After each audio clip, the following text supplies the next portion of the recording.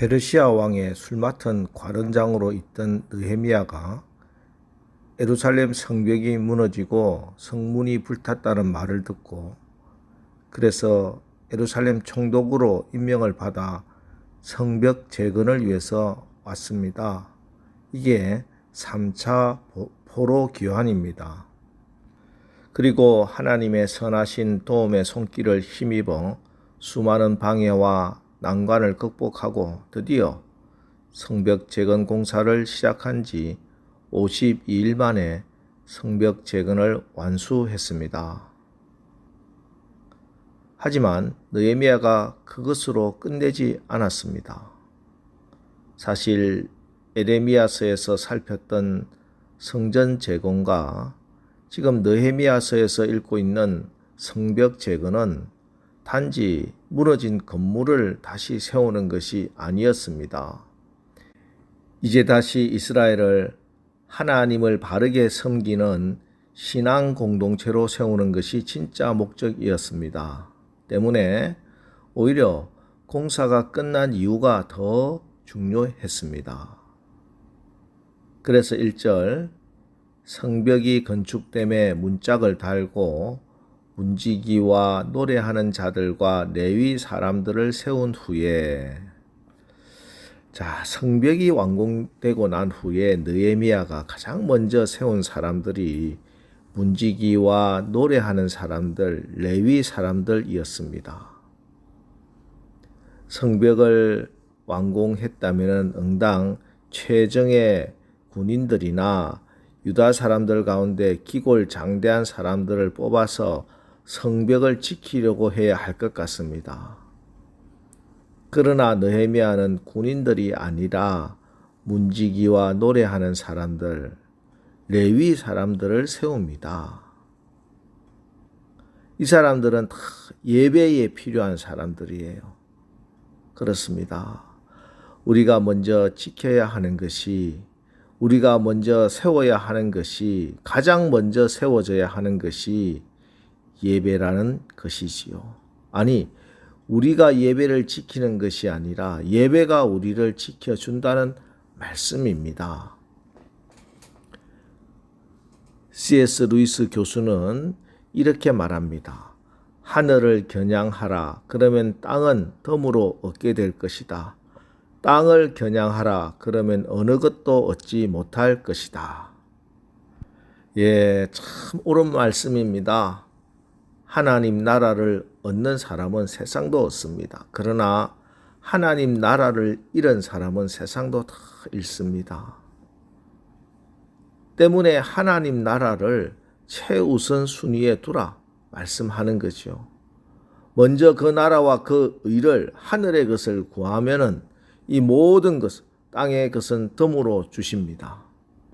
여러분, 예배 성공하시기 바랍니다. 예배에 승리해야 합니다. 예배에 승리해야 인생의 승리자가 됩니다. 예배의 은혜가 임해야 가정이 회복됩니다. 예배의 성공자가 되어야 사업에도 성공자가 됩니다. 예배에서 하나님 만나야 험한 세상에서 승리하며 살아갈 수 있는 것입니다. 이렇게 레위인들을 세움으로 이스라엘 공동체의 중심에 예배를 딱 세우고 나서 2절과 3절에 보면은 세 가지 조치를 취하고 있습니다. 내 아우 하나니와 영문의 관원 하나냐가 함께 예루살렘을 다스리게 하였는데 하나냐는 충성스러운 사람이요 하나님을 경외함이 무리 중에서 뛰어난 자라.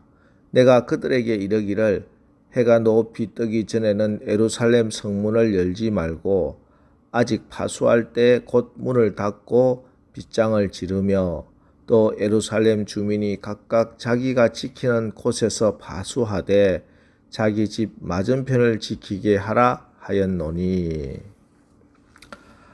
첫 번째는 두 사람을 세워서 새롭게 세워진 예루살렘 성의 책임을 맡깁니다. 그리고 아직까지 성 안에 살고 있는 사람들이 많지 않았기 때문에 성문을 여는 것과 성문을 닫는 것을 일상적인 것보다 늦게 열고 빨리 닫으라 이렇게 명령하고 있습니다. 그리고 세 번째는 성 안에 살고 있는 사람들이 자기 구역, 자기 집 앞을 철저하게 방어하라 이렇게 가르치고 있습니다. 그렇게 할 때 애써 쌓아 올린 성벽이 무너지지 않고 성문이 다시 불타는 불행한 일을 겪지 않을 것이기 때문입니다. 지금 상황에서 이스라엘이 취할 수 있는 최선의 방법들을 모색해 낸 것입니다. 이처럼 느헤미야는 현실적인 분별력도 뛰어났습니다. 이것이 바로 하나님으로부터 온 하늘로부터 내린 지혜입니다. 야고보서 1장 5절 너희 중에 누구든지 지혜가 부족하거든 모든 사람에게 후히 주시고 꾸짖지 아니하시는 하나님께 구하라 그리하면 주시리라. 그렇습니다. 기도하는 사람은 늘 하나님께서 이렇게 그때그때 필요한 지혜를 주십니다. 여러분 오늘 이 새벽에 하나님께 지혜를 구하십시오. 세상 소리, 사람 소리, 사탄의 소리가 아니라 하나님의 말씀이 들리고 성령의 음성이 들리는 축복을 받으시기 바랍니다. 이처럼 느헤미야는 예배를 중심에 두고 또 현실적인 대비도 착착 준비했습니다. 그런데 이것으로 끝내는 것이 아니었습니다. 그 다음에 느헤미야가 한 일은 1차 포로 귀환자들의 명단을 가문별로 족속별로 정리하는 일이었습니다. 이 내용이 오늘 5절부터 73절까지 무려 68절에 기록되어 있습니다. 그런데 이것은 에스라서 2장과 동일한 내용입니다. 여러분, 느헤미야는 3차 포로 귀환자들을 이끌고 온 사람입니다. 그런데 왜 이 시점에 또다시 20년 전에 왔던 1차 포로 귀환자들의 명단을 정리하고 있느냐? 그것도 에스라에서도 이미 다 기록된 것을. 그것은 1차 포로 귀환자들의 그 수고를 다시 되새기기 위함이었기 때문입니다. 스룹바벨 성전도 다 재건되어 있고 에스라를 중심으로 돌아온 사람들이 믿음으로 재건한 이후에 온 자기들도 이렇게 고생을 했는데 하물며 아무것도 없는 황무지에 돌아온 1차 포로 귀환자들은 얼마나 큰 수고와 많은 희생을 정성을 그 자리에 쏟아부었겠는가. 그래서 그들의 수고를 다시 돌이켜보고 역사 의식을 다시 일깨워주기 원했던 것입니다. 특별히 이 가운데 우리가 눈여겨보아야 할 사람들이 46절 또 60절 73절에 등장하는데 바로 느디님 사람들입니다. 원래 이 사람들은 전쟁 포로들이었습니다. 그런데 성전에서 레위 사람들의 수가 부족했기 때문에 이들이 하나님의 성전에서 레위인들의 심부름을 하는 일을 했었습니다. 그런데 나라가 망하고 난 후에 느디님 사람들도 바벨론으로 포로로 잡혀갔다가 다시 귀향을 하는데 이 사람들이 함께 돌아왔어요. 이전에는 전쟁 포로였지만 이제는 당당하게 포로 귀환자들의 일원으로 그 자리를 섬기고 지키고 있고 이제는 성 안에서 살아가는 사람들의 당당한 일원이 된 것입니다. 오늘 우리도 이렇게 하나님의 귀한 은혜를 받은 자들입니다. 우리는 세상에서 방황하고 살았던 사람들이었는데 하나님 나라의 백성이 되게 하셨습니다. 그래서 우리에게 귀하고 아름다운 성전을 섬기는 직분을 맡겨주셨습니다. 오늘 우리가 하나님 나라 생명책에 이름이 있는 이 은혜에 감사함으로 이 영광스러운 자리 놓치지 않는 우리 모두 되기를 주님의 이름으로 축원합니다.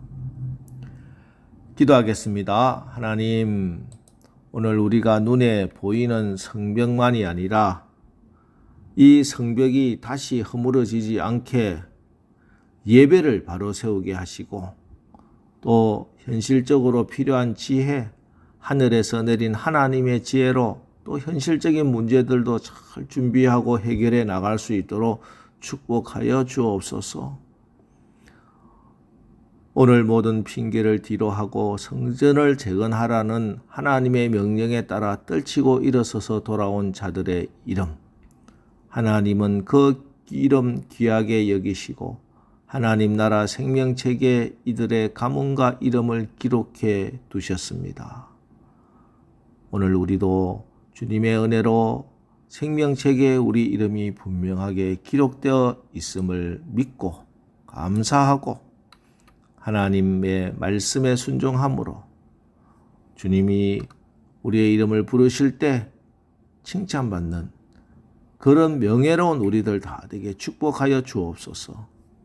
예수님의 이름으로 기도합니다. 아멘. 이제 주여 우리가 모든 일에 특별히 우리의 마음과 몸의 가정의 교회 성벽을 재건하는 일에 끝까지 온전하게 하옵소서. 오늘 말씀을 붙들고 우리 합심해서 기도하고 나가겠습니다. 우리 기도하겠습니다.